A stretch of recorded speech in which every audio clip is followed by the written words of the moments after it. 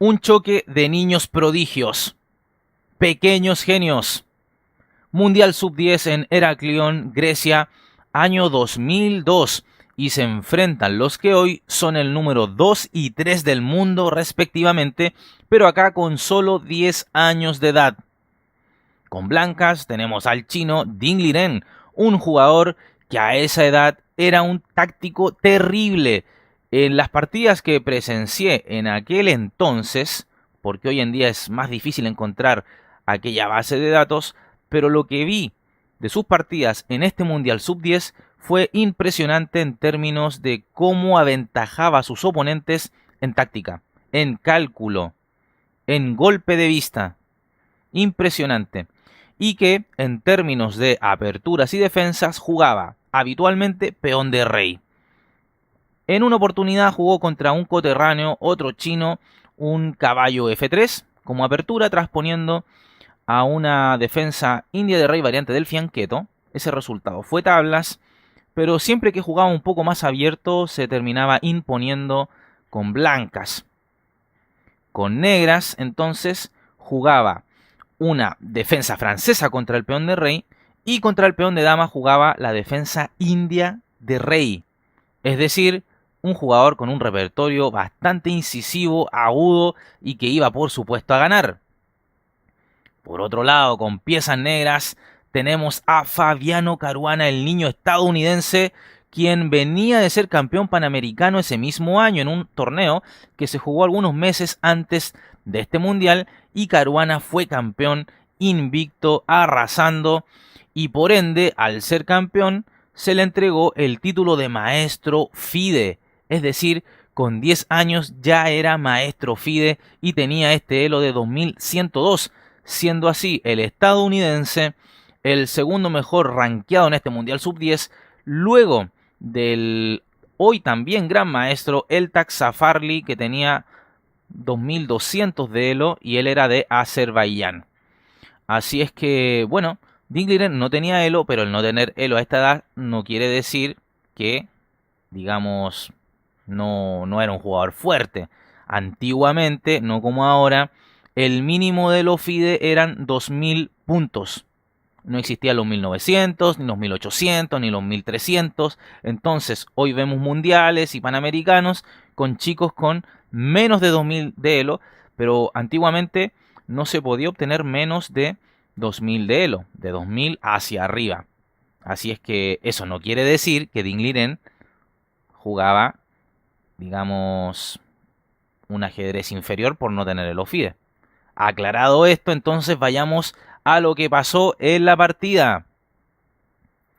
Inicia Ding Liren con E4, apertura del peón de rey, caballo F6 por parte del estadounidense, defensa Alekhine planteada por Caruana. Esto me sorprendió cuando lo vi en su momento.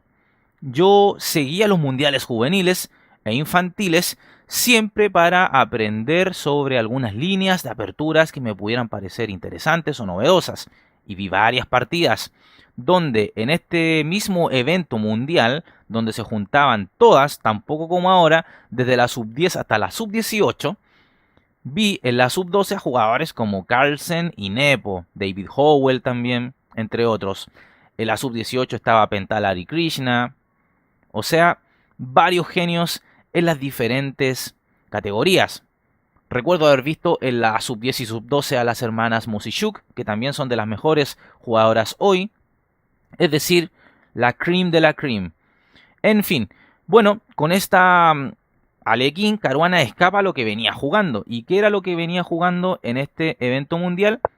Lo que ya habíamos dicho alguna vez, el doble peón de rey, E5, caballo F3, caballo C6, alfil B5 y G6 contra la española. Cuando hice el video sugerencia de Stockfish 10 sobre cómo jugar contra la española, la máquina sugería este movimiento, ¿lo recuerdas? Y allí expliqué que Caruana justamente de niño jugaba esto, tanto en Panamericano como en Mundiales.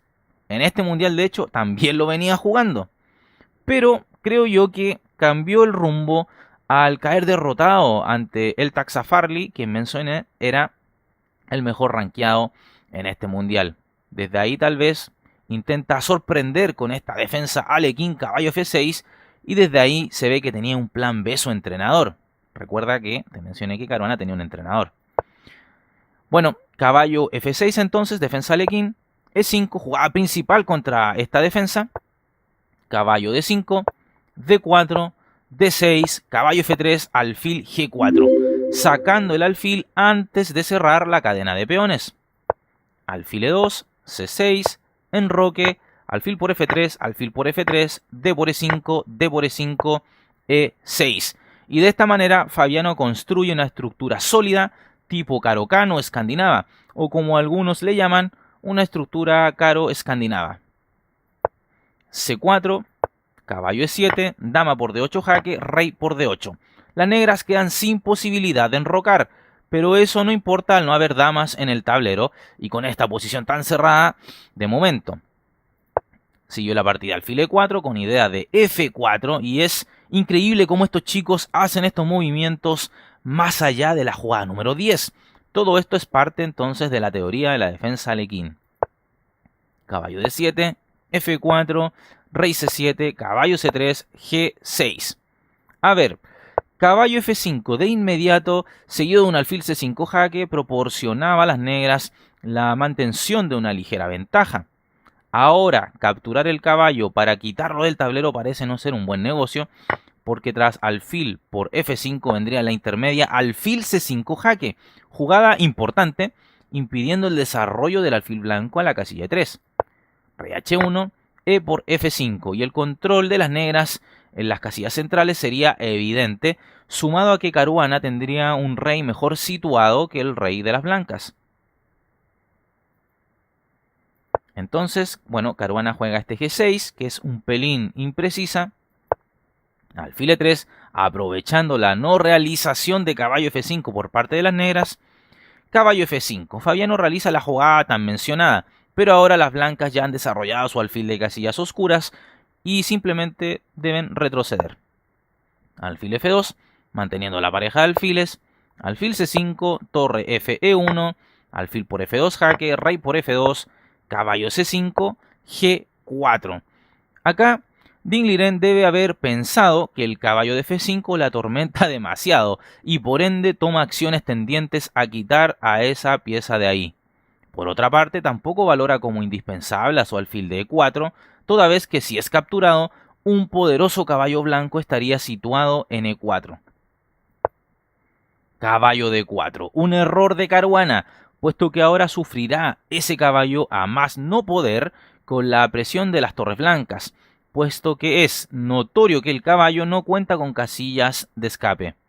Entonces el niño chino sigue con torre a D1, las negras torre a D8, torre D2, torre D7, torre E D1, torre H D8, alfil B1, quitando esta pieza para habilitarla para su caballo. Caballo A6 con idea de S5 y sostener a su pobre equino presionado. Caballo E4, C5. Y bueno, Fabiano ha logrado sostener a su caballo, pero ahora hay demasiadas casillas débiles en la posición negra y el chino las irá aprovechando. Entonces juega caballo F6, amenazando la torre y tocando en H7. Torre 7, A3, con idea de jugar B4 y así desestabilizar al caballo de D4. Jugar ahora la inmediata caballo por H7 es asumir riesgos innecesarios, porque luego de torre H8, caballo F6, torre por H2 jaque, rey G3, torre por D2 y torre por D2, si bien las blancas seguirían mejor por la ventaja espacial de la cual disfrutan, ya no existiría esa presión incesante hacia las negras como la que seguimos viendo en la partida. Entonces, lo jugado en la partida fue este A3 por parte de Ding Liren, caballo B8 claramente para llevarlo a C6, rey E3, caballo BC6, B4. Por supuesto, no es una pérdida, digamos, el entregar este peón. Es cosa que, bueno, saques la cuenta mentalmente para ver que caería el caballo de D4 si se acepta este sacrificio de peón. Entonces G5 juega a las negras y ante la presión Fabiano demuestra su espíritu agresivo y busca abrir, pero esto solo lo va dejando peor. Sinceramente, la jugada B6 mantendría la tensión en la posición. Pero Fabiano, muy agresivo, ese es su estilo, juega G5. Ahora cae un peón, alfil por H7, Dingliren gana el primer peón. G por F4 jaque, rey por F4, caballo por E5. Desesperado, Fabiano quiere complicar algo la partida, pero este es un nuevo error. ¿Por qué? Bueno, porque ahora las blancas obtendrán 2 piezas por una torre. O al menos eso podrían, ¿verdad? Nuevamente lo más atinado era seguir con B6 o inclusive un caballo E2 y tras un rey E3, torre por D2, caballo ED4, ¿verdad? Y los caballos se sostendrían y todo, pero bueno, la posición blanca seguiría siendo igual superior. Entonces, caballo por E5, un error. El chino juega torre por D4. Y ahora Fabiano, caballo G6, jaque, con la idea de jugar E5 a la siguiente, pinchando a torre y rey. Sin embargo, el chino parece que saca bien las cuentas, porque sigue alfil por G6, quebrándole las patas al caballo de las negras. E5 jaque, rey F3, C por D4, alfil F5. Con 2 piezas por una torre más un peón pasado en la columna H, la ventaja blanca es ya decisiva. Rey B8, H4, torre D6, caballo E4, torre H6, H5, rey C7, caballo G3, preparando un G5, F6, alfil G6, torre H8, rey E4, torre 6, caballo F5, torre A6, torre D3, torre C6, alfil F7. Está todo defendido en la posición blanca gracias a la perfecta coordinación entre sus piezas. Torre H7, alfil D5 atacando a la torre, torre A6, H6. La idea ahora es continuar con alfil G8. Torre A4, alfil G8, torre H8, H7. Y esto se gana fácil, ¿verdad? La idea es caballo H6 y caballo F7, que de hecho es lo que se juega en la partida. Rey D7, el rey no alcanzará a llegar. Caballo H6, rey E7, caballo F7, torre por H7, alfil por H7, rey por F7. Pieza de ventaja entonces para las blancas. Dingliren juega alfil F5 y tras esto el niño de los Estados Unidos, Fabiano Caruana, abandona la partida. Gran exhibición de ajedrez por parte de estos niños prodigios y mencionarte que Dingliren terminó empatado en el primer lugar de este Mundial Sub-10 con el mejor rankeado del torneo, el niño de Azerbaiyán, Eltak Safarli, hoy también gran maestro como ya avisé, pero el azeri obtuvo el primer lugar por desempate por sistema computacional y el chino se tuvo que conformar con la medalla de plata. Dingliren solamente perdió la partida individual contra Eltak Safarli.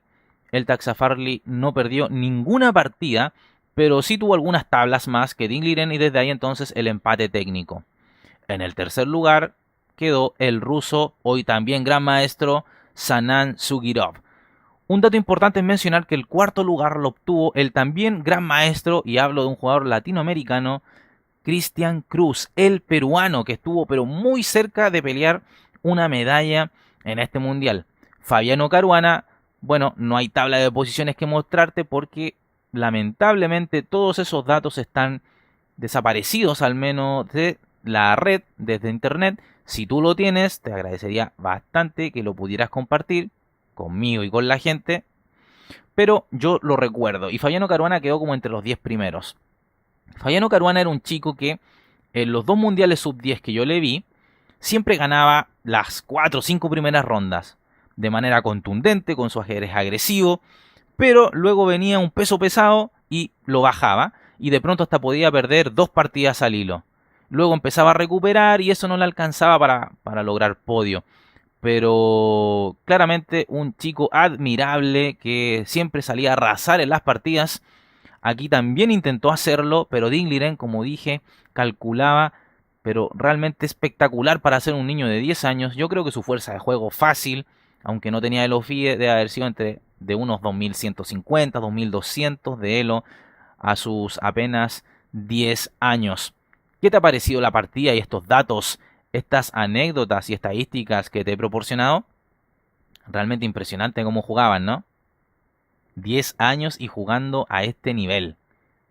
Dale me gusta al video, suscríbete al canal, compártelo con tus amigos, síguenos en todas las redes sociales que están en la descripción del video y como siempre agradezco a aquellos suscriptores que apoyan al canal con una donación y además un abrazo grande a los miembros que apoyan al canal con una cuota mensual para que se siga sosteniendo este espacio, subiendo partidas a diario o tan frecuente como es posible y siempre esperando que sea de tu agrado y de buena calidad para ti.